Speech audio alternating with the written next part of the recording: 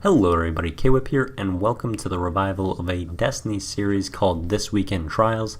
And in This Week in Trials, I basically give all my advice on weapons to use, subclasses to use, the best routes to take, which bomb sites to play, and all of my best advice for that Trials map and game mode for that week. So This Week in Trials brings us Countdown on Eternity. And so I figured I'd start out with my weapon recommendations because that kind of forms your playstyle for this map, and it's quite an important thing to be using the correct weapons on this map because Eternity is very large and contains some extremely long sight lines. So for that reason, my primary recommendation is to be using a scout rifle. You're going to have so many long-range team fights, so I think it's near essential to have a scout rifle. Some of the best ones to choose are probably Mida. That's the one you're going to be seeing most in Trials this weekend, and it is definitely fantastic. It can kill very quickly, will hit people with flinch, and it gives you that third eye so you can have your radar up when you're aimed down sight, and that'll let you stay aware of your situation when you're maybe hard aiming a certain lane. Some other scouts that you could use include like the Call to Serve or maybe the End, which is the Trial scout rifle, and I think it's in the same archetype as the Call to Serve. Or you can maybe use the Nameless Midnight as well. So that's probably the number one thing right there. Use a scout rifle. It's going to be extremely effective. You can maybe get away with pulse for your long range, but scout is definitely the meta pick and probably the smartest. Now for what to complement that with, you want to look for something that will be stronger in the mid-range and a bit in the close range as well. So I think the best weapon type for this is going to be an auto rifle, because there's not a whole lot of situations when you're going to be extremely close to people in this map, so like sidearms and subs can be used, but probably aren't worth sacrificing that mid-range strength. And then hand cannons probably could be used as well, but I think auto rifles are probably just playing a little bit better at the moment. So the main weapons I'd recommend to complement your scout rifle would be like the Uriel's Gift or the Trials auto rifle, or you could use like the Better Devil's Old Fashioned Last Hope, one of those strong weapons to give you a bit more versatility. Then lastly, for which power weapons to use, power weapons often in my games actually didn't really come into play a whole lot. If you're playing as a team and team shotting, it's really not going to be very essential to be using power weapons. But when you do, I think the best options are probably going to be fusion rifles and shotguns primarily. And then kind of the second tier of power weapons for this map I'd say would be sniper rifles and rocket launchers. And so I think fusions and shotguns are going to be your best option because if you're playing like the temple side of the map, if you're playing near the bomb, you can kind of bait people into pretty close range spots and you'll be able to eliminate them with your shotgun or fusion. I think fusions might be a little bit better on this map because it is kind of spread out. So shotguns might be a little bit worse than fusions. And then for like the second tier of power weapons, sniping can be quite good. As I've been mentioning, there's a lot of long lines of sight, so if you do hit the first shot with your sniper, then you could be in business, but a lot of people are going to be using scout rifles. You're probably going to get hit with a lot of flinch, you might be getting team shots, so sniping might be a bit too much risk for reward there, especially because you probably should be using a scout rifle so you do kind of have long range covered. But if you're a good sniper, it can definitely work out well. And then for the other thing that I was mentioning, rocket launchers, they could probably work out pretty solidly on this map. They can be consistent kills,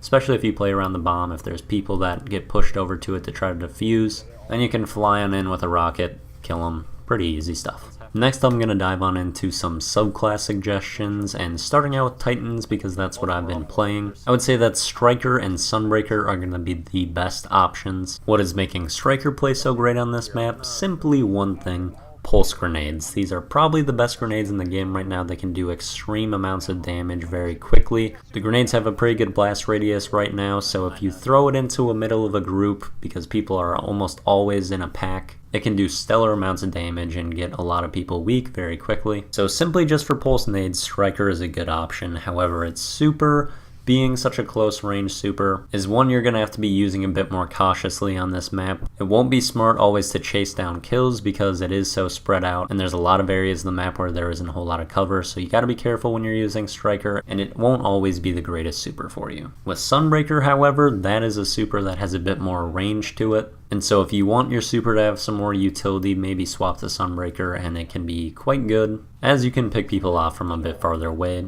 However, you do have to compromise a bit on nades. You have to use incendiary nades, which are still alright, but not quite on the level of pulse nades in this game. Now for hunters, their best options are going to be Arc Strider and Golden Gun. Arc Strider has some nice potential because Arc Bolt grenades are quite strong in this game. They have a very nice radius for tagging people up, and they can actually chain to the entire team. So if people are all grouped up, you can throw an Arc Bolt and get like their entire team to half health, which is absolutely huge. Arc Strider has the same issue as Striker though, being a very close range super, so again, your super might not always be the greatest. Hunters also have a great option for a long range super, the best one in the game for long range being Golden Gun. So you're going to have probably the best super in the game when you're on Gunslinger, and that'll work out very well for this map. And then the nades that come with Gunslinger are all pretty solid, but they're all probably a little bit behind Arc Bolts in my opinion. Lastly, for Warlocks, honestly I have yet to play a Warlock other than in the beta, so I don't have a vast knowledge of them, but I think the best option is probably going to be Voidwalker. You get a very solid, consistent super with decent range, and then Vortex nades are quite strong in this game, and that's another nade that will be quite good for some group damage. So I think Voidwalker is the best option, providing you with a pretty solid nade and probably the most consistent super, at least for this map.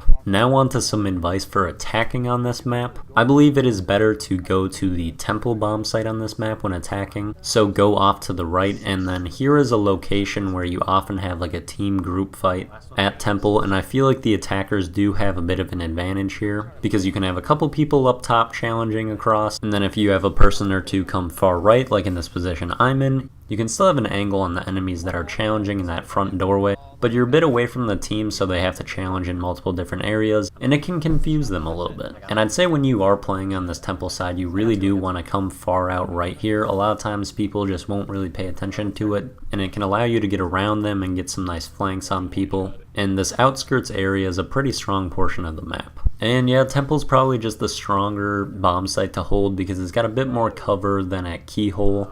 And if the defenders are at Keyhole and you plant temple, they have some really long lanes that they have to cross to get back to the bomb. And when you are attacking, I'd say this is when it's most important to be sticking together with your team as a group of 4, because you want to really control a bomb site and be able to take control over it, so then you can plant the bomb and then be able to defend it very well. However, this differs from my ideas on defense on this map. I think on defense you kind of want to get to a position where you can see if people cross to a certain bomb site, like you can see I am doing here at Keyhole. And I'd say you really want to figure out where the enemy is going and then meet them at whichever bomb site they're going to as a full team of 4. Or another strong thing you can do on defense here is watch to see if they go to Keyhole at all. If they don't, then you can push through it and get behind them where people normally are challenging at temple, and this flank can be extremely effective and pick up a lot of kills for you.